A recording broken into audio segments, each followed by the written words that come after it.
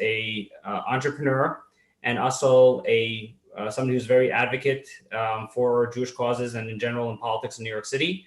And I thought no better person than Gil to have this conversation with David, who's an assemblyman for the 24th District in Queens, and who's running for Comptroller for New York City. So Gil, we'll turn it over to you. Yeah, hi, thank you very much, everyone, for joining. Thank you for putting this together. And thank you very much, Councilman Weprin, for taking the time to meet with us this evening. Just as a brief introduction, Councilman Weprin has been an assemblyman for the past 10 years. Prior to that, he's also served on the New York City Council. He's probably one of the rarest forms of person running for Comptroller that he has both experience in the private and public sector. In the finance field, he was chairman of the Finance Committee on the City Council. He worked in private banking industry. He served in the New York State Banking Department, and he's been in the Assembly for the past 10 years. So he has a very familiar understanding of both the private sector, the public sector, the city, and the state when it comes to financing, which will be his prime role as the City Comptroller. To start it off, David, I'd like to start out, maybe if you could briefly tell everyone in a couple of sentences what the role of the Comptroller is and why is it that you're seeking this position as the City Comptroller? Yeah, thank you, Gil, and thank you for that generous introduction. You gave a lot of my speech about my background, why I'm so suited for Comptroller. So thank you for that. But I'm running for Comptroller because this is going to be a very challenging time in our city's history. As a matter of fact, this is the worst fiscal crisis that New York City is going under, worse than the 1975 fiscal crisis, worse than the post 9/11 fiscal crisis, the 2008 recession, all put together. And I actually came into the City Council and was chair of the Finance Committee during two of those fiscal crises, during post 9/11 and the 2008 recession. And you wouldn't know by looking at the stock market, because the stock market has been doing well even through today. However, the city is going to take a long time to recover, and we're going to have multi-billion-dollar deficits for a number of years, and that's really related to the pandemic. If it hadn't been for the pandemic, we might be in a different situation, but you can't reverse history, and we've lost so many businesses, so many small businesses. We've lost so much tax revenue that we won't be able to get back right away. We will hopefully we'll have some aid from the federal government, but it's not going to be enough. And I think it's a very challenging time. And I think because of my background that you mentioned, I'm uniquely suited to be Comptroller. And the Comptroller's office really has many different divisions, but one of the major functions is to be a check on the mayor and the mayor's agency. And you have the audit function. And another major function is to be the primary investor of the pension funds and have a seat on the board of each of the 5 pension funds, which total about $240 billion. And I really think I'm uniquely qualified for those jobs. Thank you. One major issue that people are talking about primarily in the paper is the whole question of public safety. That's a very significant issue that people are worried about, whether it's crime on the subways, in the streets, and the general feeling of helplessness that's sort of come down on the city over the past couple of years. What role would the Comptroller play in that regard, just dealing with public safety and all the issues surrounding it? Well, actually, even though it's not directly relevant to the Comptroller's office, it is directly relevant to the bully pulpit you have as one of 3 citywide elected officials, and also the impact on the city budget, because the Comptroller certifies the budget.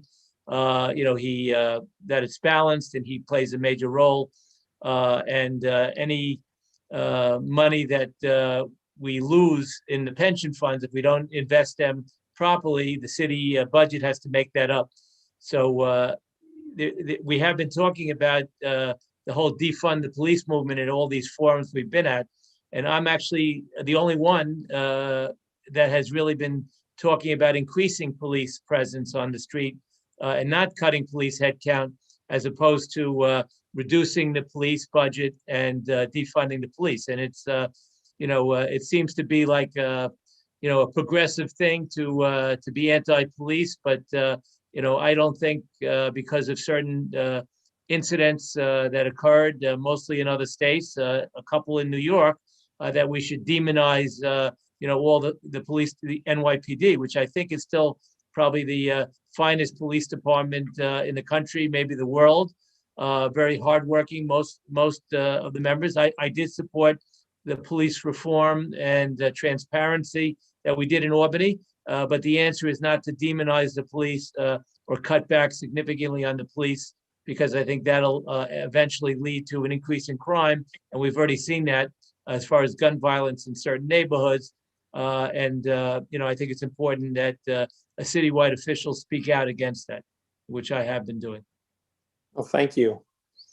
I guess shifting it slightly to a slightly different topic. I know myself, as Avi said, I've been involved in small business my entire life. My father is a small business operator. My activities throughout the years with the Brooklyn Chamber of Commerce and other organizations. How do you see the impact, and how can you as controller assist the plight of small business, which after all are probably the biggest employer in our city, one of the biggest drivers of our tax base?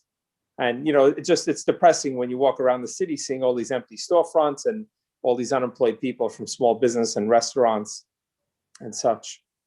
Yeah, I was actually one of the first people fighting to reopen the restaurants after the pandemic, doing it safely. My assembly district borders on Nassau County, and it was absurd that you could have one side of the street having a restaurant closed because they could only have outdoor dining and not indoor dining, while right across the street they could have indoor dining and outdoor dining. It didn't make any sense. If you could do it safely in Nassau County, you could also do it safely in Queens County, or the same thing with Brooklyn and Westchester in the Bronx, and Brooklyn and New Jersey. It didn't make any sense. It should be one standard, of safety and being careful, taking temperatures, taking names, and it was working well.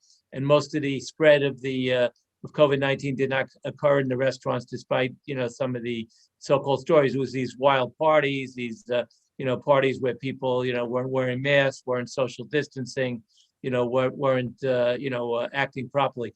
So I've been fighting for small businesses throughout the pandemic. I have a plan, and I'm the only one mentioning this of all the Comptroller candidates, that I have a plan to open up an office in every borough. Right now, the Comptroller's office only has a downtown Manhattan office. We're a 5-borough city. We should be a 5-borough Comptroller's office. And I think it's important that we open up an office in Brooklyn, as well as Queens, the Bronx, Staten Island, in addition to Manhattan. And I will use those offices to focus on a couple of things. One is helping bring back small businesses in the neighborhood, and that'll be a focus there. It'll also be on trying to find financial services for underserved communities in the borough, and also financial literacy. So I think it's important that we bring back small businesses. I think some of the federal dollars that we're going to get can be allocated, more towards small businesses, and we obviously will be dealing with that over the next couple of years. But there's no question, if we're going to bring back the economy, we have to bring back small businesses. Right. No, I fully support that. In the same vein, how do you see the impact on tenants? As you know, there's a very major situation now due to the closure of small businesses, restaurants, a lot of the venues. A lot of people are unable to pay their rent, which is a very significant problem. But on the same token, a lot of our landlords are also small business owners, immigrants themselves, who came here, worked hard, saved some money. They might have bought their building with 1 or 2 apartments above. Most of our landlords are not exactly the Vernados and related, or the Donald Trumps of this world, who own vast amount of apartments. So how do you see implementing programs to assist the tenants who are unable to pay rent, and B, the landlords who rely on those rents to pay their mortgages and operating expenses?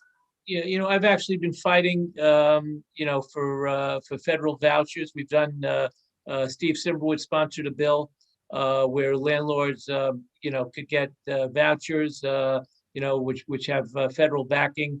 for paying rent for those that can't afford rent, and it would apply to small businesses as well as as residential tenants. And there's no question that small landlords and small businesses are hurting too, and they have to pay their property taxes.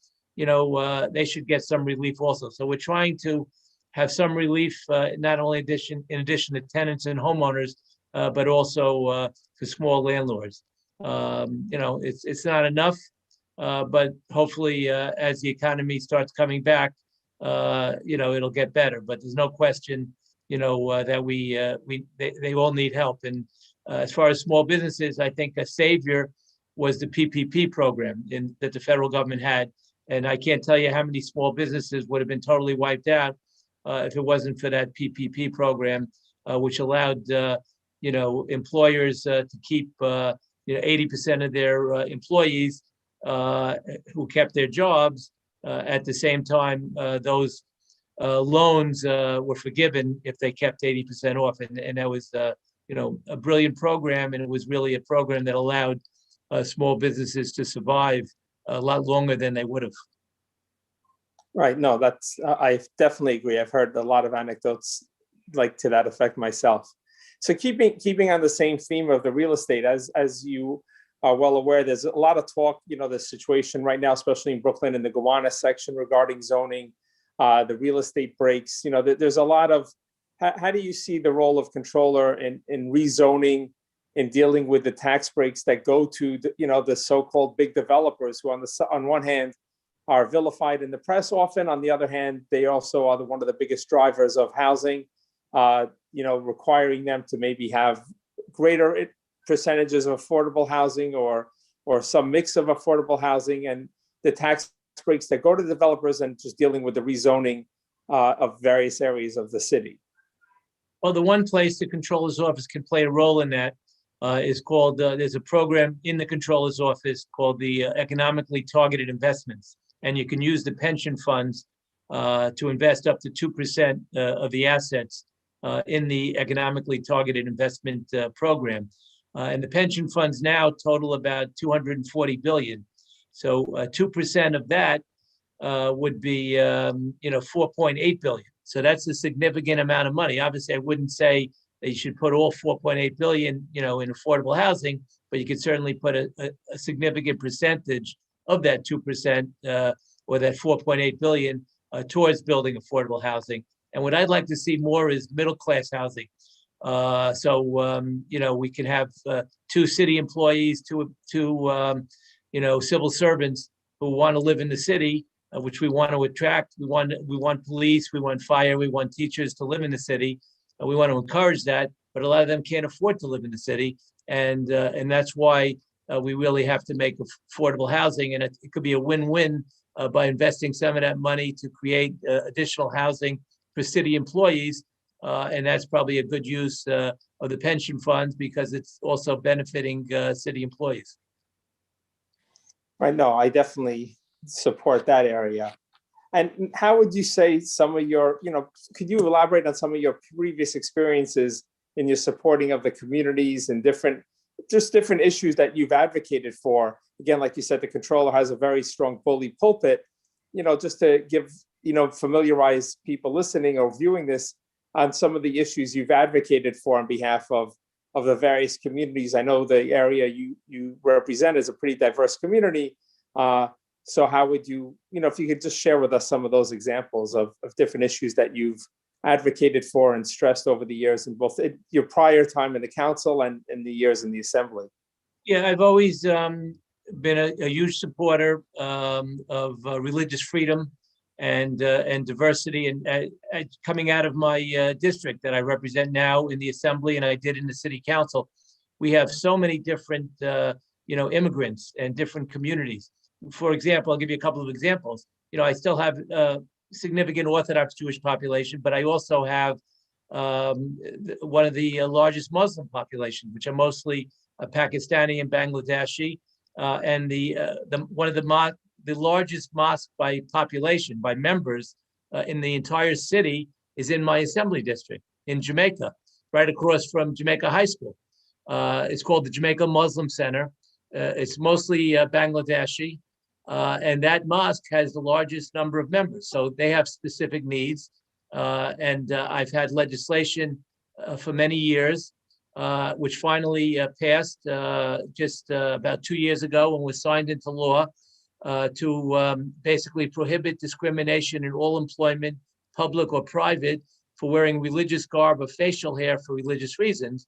And I have the largest Sikh temple in the Northeast in my district in Richmond Hill. And that bill is so important, that law is so important to the Sikh community who have long beards and turbans. It's important to the Hasidic community who have been discriminated against in employment. And it's important to the Muslim community for Muslim women who cover their hair or wear hijabs, or Muslim men that may have beards for religious reasons as well. So that's one that transcends so many different religions, Hindu religion, other religions, but it's really a religious freedom issue, and nobody should have to be discriminated against and make a decision whether they can support their family or observe their religion the way they see fit. So that's something that I've been fighting for many years, and I'm so proud of that bill. And how do you see the impact? As you know, in the past couple of weeks, we've seen a significant rise in the attacks on the Asian community. Prior to that, there were very significant attacks on the Jewish community. So it seems like there's a general rise in hate crimes in the city. How do you envision using both the Comptroller's office and your bully pulpit, and from your past experiences in dealing, with these different issues that are arising? Oh, absolutely. I think it's important that we all speak up anytime there's a hate crime against any one group. One day it's one group, another day it'll be another group. Just in 1 week, and we had a big press conference rally in front of Queensborough Hall just about a week and a half ago. In the same week, there was an Asian bias attack where an Asian woman was attacked outside the subway in Flushing. And then there was also a swastika on the walls of Rego Park Jewish Center, which actually has an Indian rabbi from India, is a rabbi at the Rego Park Jewish Center, and they were targeted with swastikas. So the same week. So I think we still have, unfortunately, anti-Semitic incidents. And that's another reason why we shouldn't be cutting the police department, because it's the police department and the detectives that are investigating, these hate crimes. And we want to make sure that we have the resources to fight these hate crimes. So yeah, it's a little scary. ADL will tell you the statistics about the rise of anti-Semitism. And I'm also wear another hat. I'm co-president of the National Association of Jewish Legislators. And these anti-Semitic incidents, if you think there are a lot in New York, they're all over the country. And we represent Jewish legislators from over 40 states. And there are anti-Semitic incidents in every state. And the Jewish legislators in those states, are really on top of that. So, there's no question we really have to continue to vigilant in fighting hate crimes.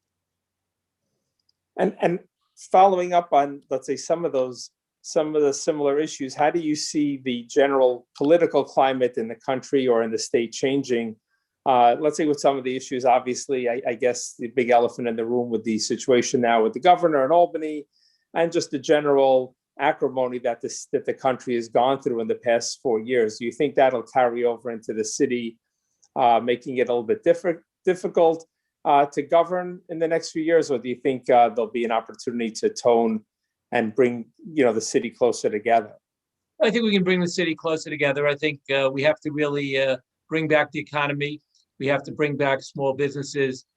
We have to get the vaccine out as quickly as possible. I think we're getting, it's becoming a priority, by the federal government, and we are getting more vaccines. Nobody planned well on this. I'm not blaming anybody, partisan, Democrat or Republican, or any administration. It really wasn't planned that, in addition to getting the vaccine, you have to get the vaccine out. And who would have figured that, we'd be so far behind? I mean, I want to give credit to Israel for having, done such a good job in getting the vaccine out. But I think we've kind of lagged behind that in the United States. And I think before we can fully bring back the economy, before we can bring back businesses, we have to get, 80% of our population vaccinated, so we can develop a herd immunity. And I think that's still going to take a long time. And the quicker we get that, the quicker we'll recover. Dealing specifically with the controller's race, what would you say to a voter? I think, from my experience, a lot of people aren't as familiar with what the controller actually does, other than possibly people might know they deal with finances. But as you've alluded to, it covers a much broader spectrum than just deals with the finances of the city or the audit functions. So maybe if you'd like to maybe walk people through a little bit what the controller does, and maybe to expand on that, why you would be the best candidate for that position. It's a big office. There are 760 employees. As I said, I hope to expand on that with the borough offices, which will be doing a major function. I'd like to expand on the audit because the audit function can save money. And one of the things that I've been talking about, because I've been at these controller forums almost every night, we have them all the time. And I've been saying something since the very beginning, for the better part of a year, running for controller, that we have to focus on auditing outside contracts of the city of New York, which are about 19% of the overall $92 billion budget. About 17 billion of that are outside contracts. And I'm happy to say it's been a successful argument and approach to what to do, because two of my opponents have totally adopted that in their speeches, which they had never done before. That just happened probably in the last week or so. So obviously, I'm getting that message across that it's important, and two of my opponents have agreed with me now that we really should focus on auditing the $17 billion in outside contracts. We can save money. We can also put that work for regular employees, and a lot of those regular employees, jobs won't be in jeopardy, and it's a win-win from that point of view. But we can also find a lot of waste in some of these outside contracts, and they really haven't been sufficiently audited. So that's one part. There's also a labor division in the controller's office we haven't even talked about, where they're in charge of prevailing wage enforcement, because there are laws on the books about having prevailing wage and minimum wage laws for public projects, and the controller is the enforcer of that. He's sort of like the prosecutor of violations, and they can bring charges in a sense. It's civil charges, not criminal charges, but they can bring charges for violating the prevailing wage and minimum wage laws. So we have a separate division in the controller's office dealing with that as well. So that's another important function, of the controller's office. So there's so many different things. They have the debt issuance function of the city of New York, capital projects for infrastructure needs, for building, housing, for building hospitals and schools. That's something I'm very familiar with, because I was on Wall Street in municipal finance for 25 years with major firms like DLJ, Kidder Peabody, Payne Weber, and we basically floated bond issues for these needs. That is the function of the controller, to be the chief financial officer, to be in charge of the debt issuance. They have a public finance division in the controller's office. It's all relevant experience that I've had, and obviously that's why I'm looking forward to this office. Following up on that, on the fiscal issues that you said, a very big topic in a lot of the newspapers now is the whole movement, and I guess a whole fiscal debate of taxing the rich. The counter argument is, if we tax the rich too much, they pick up and leave. How do you view that balance, and what's your position on approaching the whole concept of taxing the rich? I'm not a super fan of that. I know it seems to be popular in the whole progressive movement that just tax billionaires, but billionaires are mobile, and they can keep an apartment in Manhattan, and they can change their residency to other states like Florida, and we won't get that taxing of the billionaires. And when you talk about taxing assets and taxing other things other than income, then you're starting into a socialist trend And that's in my opinion a dangerous trend. So I'm not a huge fan of that. I think there may be room in our package to bailing out the city and state, some form of progressive taxes, increasing, the levels a little bit on the high end, but to just tax billionaires to try to get us out of this, or, multimillionaires, I don't feel good about that, because I think they can leave. And I'm not a supporter of the stock transfer tax proposals, because I worked on Wall Street for 25 years, and I know that the industry will work around it, and they'll move their back office operations out of state, and we'll never collect that, and it's going to hurt one of our largest industries, the securities industry, Wall Street, and I think that's also dangerous, and I'm not one of the people looking to totally tax away out of Wall Street. But what I am proposing is bringing back new revenues and new taxes that won't hurt people. And I proposed this before the governor did in his State of the State address. I proposed it in June and July. We're losing a lot of revenue to New Jersey because they're allowed to do sports betting online. We have gambling here in New York State. We have casinos in New York State, upstate. We have racinos at Aqueduct and in Yonkers. But what we don't have is the ability, and we have sports betting in the casinos, but we don't have the ability to bet on apps, on your phone, on other devices, but New Jersey does. So believe it or not, there are a lot of people that are driving their car over the George Washington Bridge with their iPhone, placing bets on sporting events in Fort Lee, New Jersey, and then coming back over the George Washington Bridge, because you have to be physically located in the state of New Jersey in order to place the bet, through a New Jersey casino. So that is ridiculous. We're losing all that tax revenue, and it could be revenue for the city and state. So I've been arguing that. We're also going to be legalizing marijuana. I think it's a fact. It happened in New Jersey already. We're losing that revenue as well. So I think there's a lot of new industries that can be created, and new tax revenue that won't hurt existing families and existing middle class. So I think there's a lot of tax that we can do on the marijuana, city and state tax revenue. And I still think that we should be looking to bring back some form of the old commuter tax, the non-resident income tax. We had it for so many years. It was revoked at a time when we had, multi-billion-dollar surpluses. It's no longer the case. It was a different time. We had less than 0.5%, but it would be over $1 billion in annual recurring revenue every year. It's not just a one-time fix. And I think it's fair, because anybody that works in New York City all day, however, lives in outside the city, whether it be Westchester or Rockland or Nassau or Suffolk or New Jersey or Connecticut, I think they're taking advantage of all the services in New York, the police, the fire, the sanitation, the transportation, and they should pay a little bit. I think it's only fair. And when we had it, we didn't have major complaints, and it was removed for political reasons based on a local election. So I think we should be looking to bring that back, which would be $1 billion or more of every year of annual revenue for the city.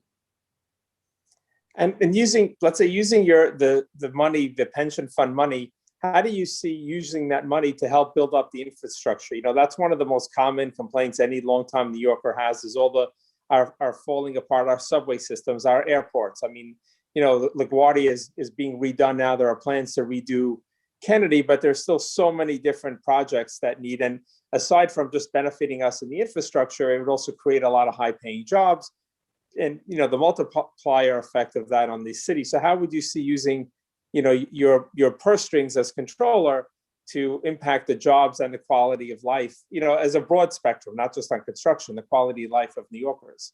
Yeah, well, a lot of that could be done through the debt issuance function, through the Office of Public Finance, where you float bond issues. You can create new projects, new industry through the long-term capital projects for the city through bond issues. So that's really where you can have some flexibility on that. Obviously, I'm actually one of the few elected officials that came out very strongly for Amazon when they were moving their headquarters to Long Island City for that short period of time. It would have created 25,000 high-paying jobs in Queens.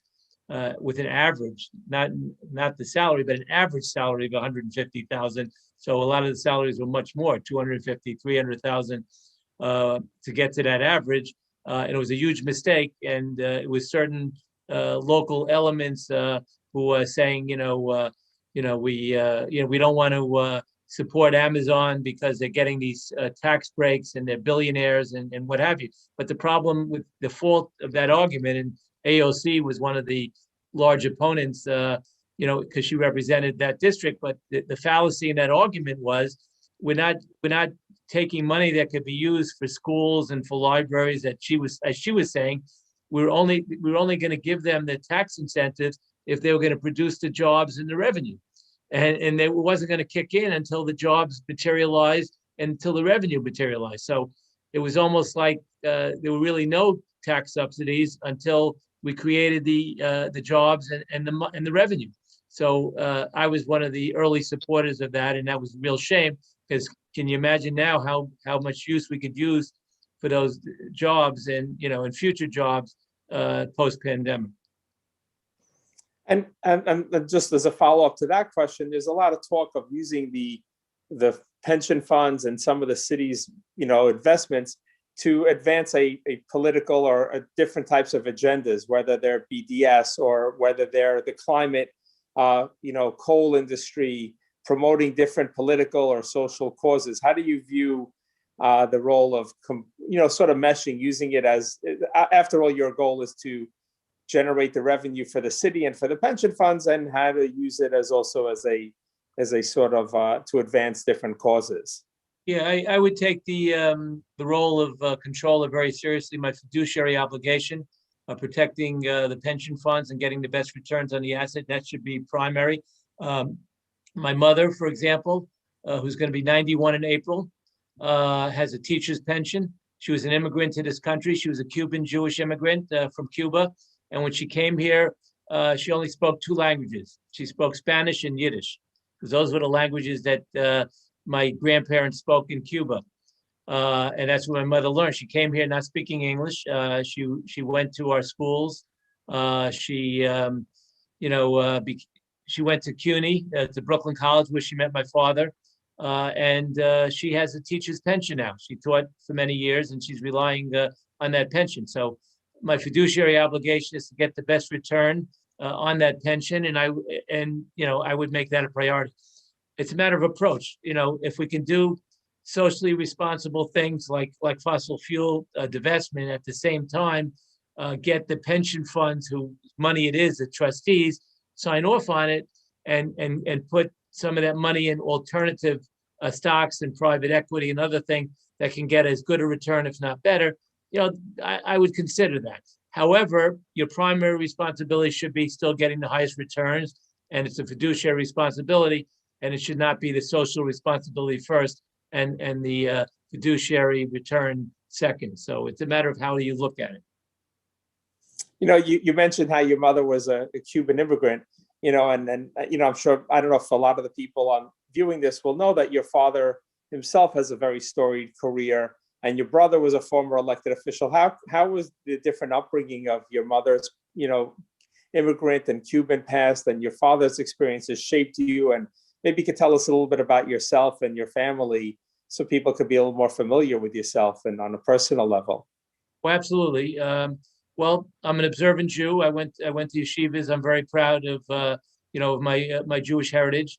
And my father, what I think Gil was referring to, my father was in public service. He actually started out as head of a co-op board in Queens, middle-class co-op in Hilltop Village, it was called. It's in the Holliswood area of Queens, where actually I live right now. So I actually live in the same area that I kind of grew up in.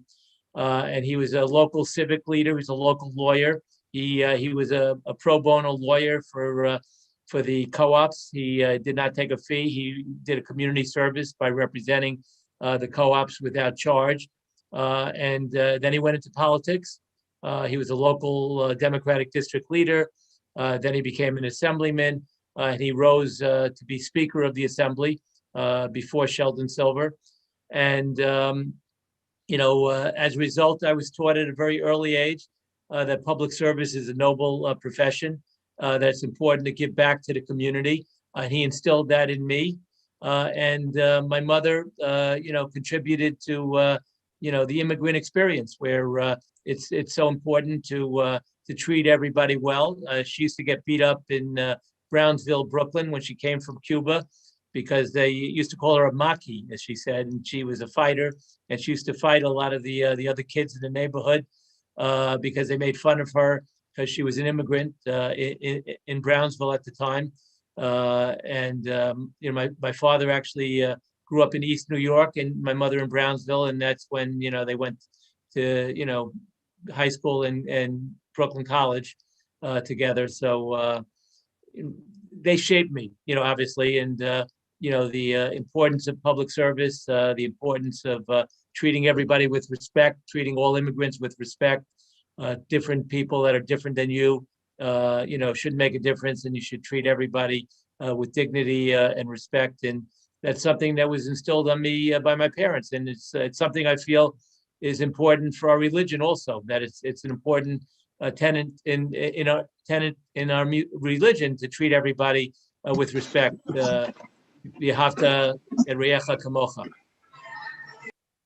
And just shifting gears slightly, like what would be some of your proudest accomplishments, or maybe some other situation, something that you might have fought for that maybe didn't exactly go your way, at the end, but it was something that was important for you to fight for or risk political capital for during your time, both in the council and following, subsequently in the assembly? Well, as I said, the religious garb bill, I fought. It took me many years to get that passed. It took a long time. There's another bill that's a law, that's a historic law in the state of New York, and it just went into law in the last year and a half, too. And that's called the Adoptee Bill of Rights, which would allow adult adoptees to have access to their original birth certificate for the first time since 1938. Under New York state law, until a year ago, all adoptees had to have their original birth certificate sealed at adoption. And that's been in effect in New York State from 1938 until 2020, where nobody could actually have access to the original birth certificate. And why is that important? One is anybody that's been adopted, is adopted, feel a need to have that piece of paper to know about their heritage and their birth parents. It doesn't change anything with their relationships with their adopted parents, who are really their parents, legally and otherwise, but it allows them to know about their heritage and who they are. And I can't tell you how many families have been united in this short year and a half time that they've actually had access to that original birth certificate. It's united families. I actually had Agudath Israel actively supporting it, because from an Orthodox point of view, if you don't know who your birth parents are, you don't know who you're marrying, and whether marrying Jews and Jews. So it's important for a lot of different reasons to know who your birth parents. But another important reason is medical reasons. I mean, anybody that's ever had a medical incident, and I think we've all experienced it, either ourselves or our family members at one point, the first question that's asked in an emergency room or an emergency situation is, what is your family medical history? Is there a medical history of cancer, diabetes, high blood pressure, etc.? And if you're adopted and you don't know who your birth parents are, you can't answer that question. So it's actually saved lives and helped people, and also united families and siblings that people didn't know existed. Well, that's actually a great law. That's actually very interesting. And just shifting back to small business, I know we're getting close to the end here. There's a bill presently now in the city council moving through, which I saw the mayor's office is opposing, dealing with fines on small business. I know throughout the years, both as a small business owner myself and hearing from a lot of friends and others who are small business owners, the city very often comes down hard on small businesses with tremendous fines. A lot of them are backbreaking fines. I mean, as a small example, as you know, I had a car rental company. we got fined one day for a sign that we didn't have a refund policy. You know, we're a service business. There's nothing to refund. Barbershops, hairstylists have gotten fined for similar offenses of a no refund policy. I mean, you come to a haircut, if you're not happy, there's not a, you know, it's not something they could give you back. So newsstands. So how do you see, you know, your office dealing and assisting small business in the terms of fines, regulations, which have always, you know, aside from all the different challenges of the pandemic, you know, the city, a lot of small businesses, that's one of their major complaints, is just fighting City Hall, as the expression says. It's interesting you brought that up, because you made me think of something that was a major fight I had in the city council, and I totally forgot about it until right this minute, Gil. And that's, there was a law on the books for signs of, you know, street signs of stores, storefronts, signs. And the law in New York City required you to only have the name, address, and phone number of the establishment. But of course, we had, if you look at any of the storefronts, they all have all sorts of other things on it.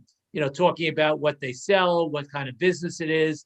You know, we speak different languages, other things, and that was technically illegal. And there was, when one day the city was looking for revenue, and they decided to start giving tickets to all these storefront businesses that were violating the sign law, which said you could only have the name, phone number, and address of the on the sign.